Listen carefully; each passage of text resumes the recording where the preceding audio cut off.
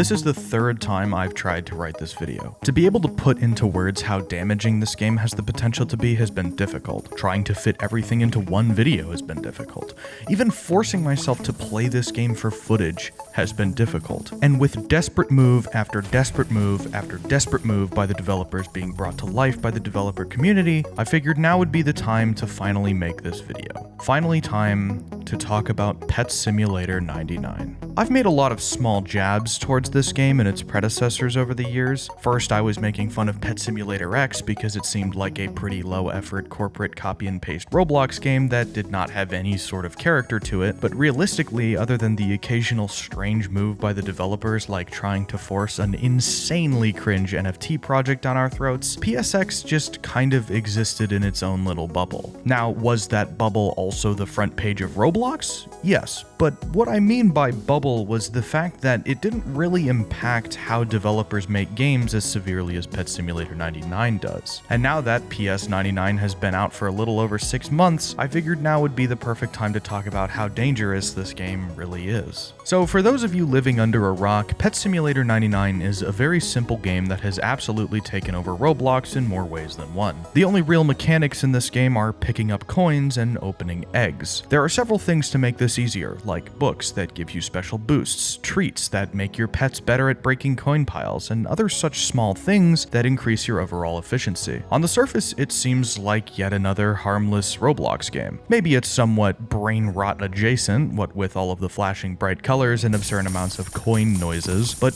other than that, any parent who looked over their iPad baby's shoulder would just see a bright, colorful, E-rated Roblox game about collecting pets. However, when you start to peel back the layers of Pet Simulator 99 and look at it critically, you realize that all the memes about this game being a literal casino for kids start to hold a scary amount of weight to them. Some people have been blind to this game's impact, whether on purpose or not, and why would anyone want to go after the biggest game on Roblox? It's given so many YouTubers the infinite money glitch IRL, and it's given developers a green light to make their monetization strategies as scummy as possible. So, in this video, I want to play Pet Simulator 99, learn about what makes it so impossibly popular for kids, and how damaging its design really is. But you know what isn't damaging? Hitting that subscribe button and subscribing to the channel. Mr. Beast apparently thinks that it's gonna take me all the way until March of next year before we hit 30,000 subscribers. So, can we beat that, please? I really like making these videos, and you subscribing to this channel means that I can make more of them better. So, thank you in advance, if you do.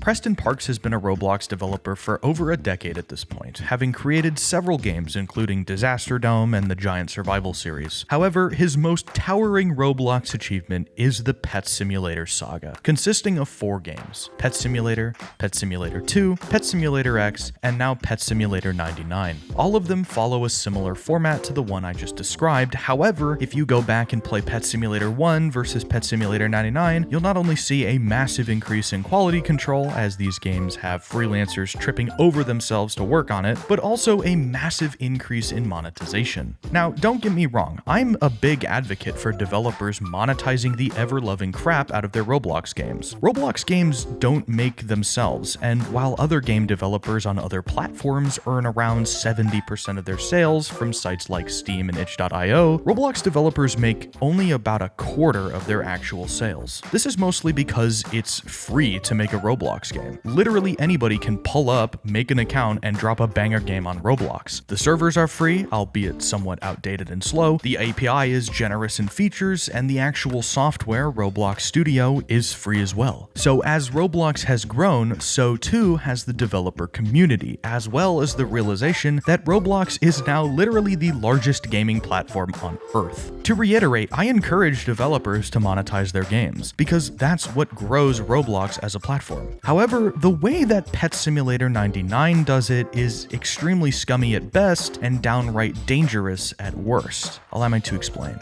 Pets in Pet Simulator don't come for free. No, you need to earn in-game coins to open eggs in order to obtain these pets. So technically, yes, 95% of the pets are free as long as you have enough time and patience to grind for them. Think of it as a free version of CSGO's loot box system where the crates are either free or extremely cheap. However, this is here's where Pet Simulator starts to get a bit scary. Oftentimes the game will have an event. These seem to be almost twice a month, it seems. And they always come with a fresh batch of unique event pets. As of writing this video, the current massive exclusive egg is the Valkyrie themed egg. The catch is that these exclusive eggs cost Robux, not in-game coins, which starts to raise some eyebrows, hopefully, because if we look at this objectively, that's gambling.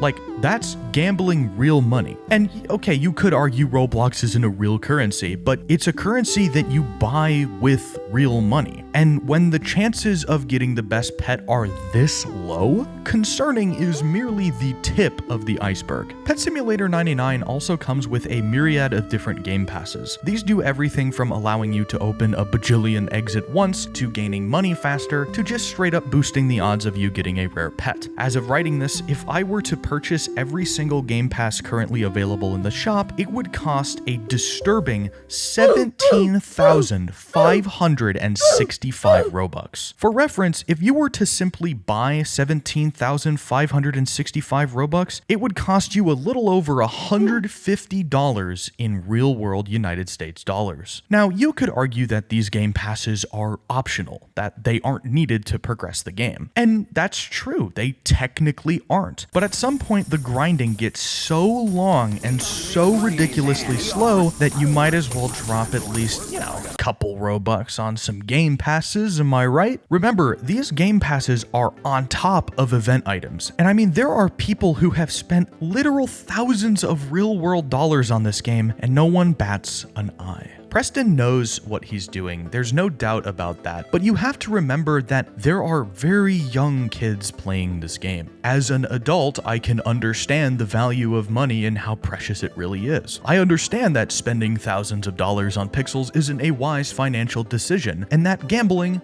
is bad for you. But there are kids as young as 2 and 3 playing this game, and they don't even have the ability to understand what this game is doing to their developing brains. And believe me, this game is doing something to their developing brains, alright. Pet Simulator 99 is designed from the ground up to be the most addicting Roblox game ever made, and it's all in the little details. I'm sure some of you watching this have heard of a theory called Pavlov's dog, but for the uninitiated, I'll explain it. Pavlov's dog is the quintessential study done to show how certain external stimuli affect the brain's various responses to said stimuli. Pavlov's dog is the most simple example of this. It was an experiment done where every time a dog would get fed, the person feeding it would ring a bell. They did this often enough, and over time, the dog came to understand that when it heard the bell noise, it knew that food was coming. Well, what if I told you that not only does Pet Simulator 99 use this to a staggering degree, but most video games as well? Take League of Legends, for example. And I'll call myself out here. I was extremely addicted to this game to the point where I didn't want to do anything else but play it. In League, one of the primary game mechanics is farming minions or creeps. Every time you kill a creep, you get money from that creep, and when you get this money, you hear a very, very satisfying bassy coin pickup noise.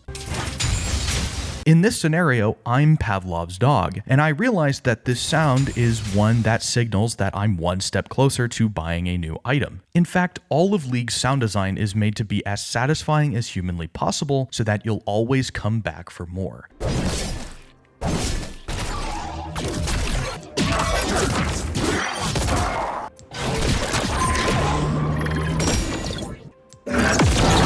And eventually your brain becomes dependent on that response, leading to serious addiction problems like in my case. What's interesting is that the footage you're seeing on screen is the first time I've played League of Legends in a very long time. Hello, Ghost in the Machine back here again after my long vacation in ancient Rome fighting in the Colosseum. This footage actually isn't even mine. I found it on YouTube. Is it because Ghost's recording broke? Yes. But that's not important right now. What is the fact that this game is scary as heck when you start to think about things like this. Anyway, back to the video. So how did I kick my addiction? Well, it was pretty simple actually. I just turned all of the sound effects off. No more response, no more dependency. I actually recommend that if you're addicted to a game like League and want to quit, mute that sucker. But back to Pet Simulator 99, this game takes the concept of Pavlovian responses and turns it up to, well, 99. I'm going to play you 5 seconds of uninterrupted, unedited Pet Simulator 99 footage, and you tell me, after everything you just heard me yap about, what do you hear?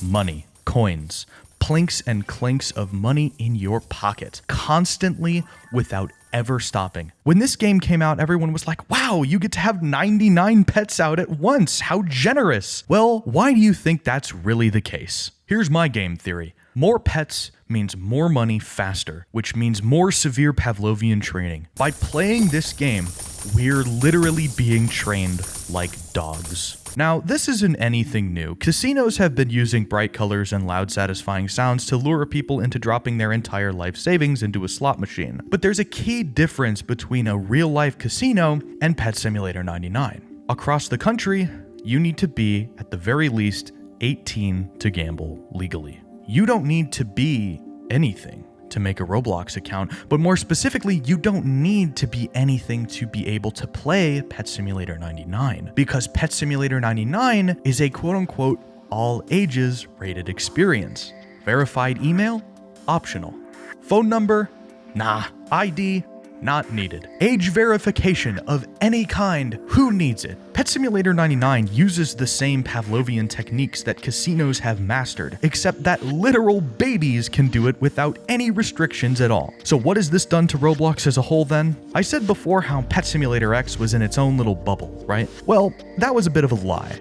You see, Pet Simulator has earned Preston so much money that at this point I can't even blame developers for monetizing the same way that he has. Every front page game has some kind of loot box or gacha system or slot machine in it, whether that's the same pets that Pet Simulator uses, skins for weapons, or other various cosmetic items. You really cannot escape the ideas and practices that Pet Simulator 99 has implemented these days. I don't want to give anyone the wrong idea with this video. I don't hate Preston, and I don't even hate Pet Simulator 99. My main argument is that the fact that this game series has gone unchecked and unquestioned for this long is shocking and concerning at best. I love Roblox, and I don't want to see it fall this heavily into blatant manipulation of very young kids. I recently read an article by the Phoenix Spirit called Casino Kids: How Gambling Addiction Affects Children. And the article goes into great detail about the psychology of a gambling addiction and how the win, loss, and depression phase of the gambling cycle is mirrored tenfold in kids, some of whom even comparing it to that of losing a loved one. I don't want this video to turn into another one of those guy reads an article for 50 minutes type videos, but it's important to realize that the existence of articles like this prove that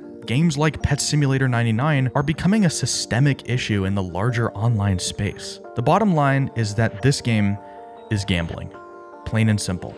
And because it's gambling, I think it needs to be held to the same standards that regular casinos are held to. And yeah, Robux isn't technically real money, but it's purchased with real money and it can be exchanged for real money. And by definition, opening an egg that does not guarantee a fitting prize is gambling. Don't be Pavlov's dog. Don't be manipulated by this game. Thanks for watching, and I'll see you all next time. Peace.